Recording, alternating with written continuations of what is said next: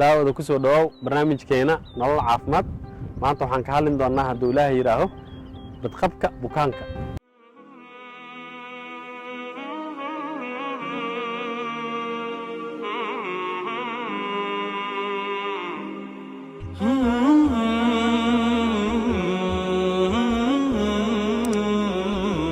markaan isweydiino oo la yiraahdo badqabka caafimaadka ama bukaanka waxa loo yaqaan horta way aad u badan tahay ciwaan hadda maanta aan ku soo koobi karno 2 daqiiqo ama saacado ama ma ahan laakiin waxa soo dayanaa in hooyar kooban oo soo qulaaseen oo isku soo aruurino si aad wax ugu fahantaan badqabka bukaanka sidiisu muxuu yahay markaan dhahno 2 qayb aan kala qaybinayna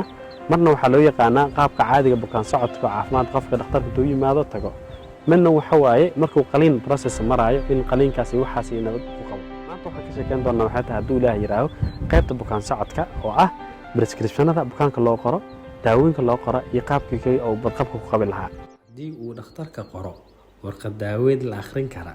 waxa fududaata in bukaanka helo daawo saxan waxa aad loogu taliyaa in la isticmaalo tiknoolajiyada casriga ah haatan sida kombiyuutarada lagu diyaariyo warqad daaweedka hadii kalena dhakhtarka uu qoro warqad daaweed la akhrin kara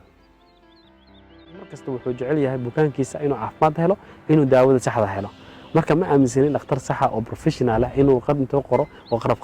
qaraf siiyo uu maleena oo qad isla fahmi karo waxaan la hadlayaa dhamaan shaqaalaha caafimaadka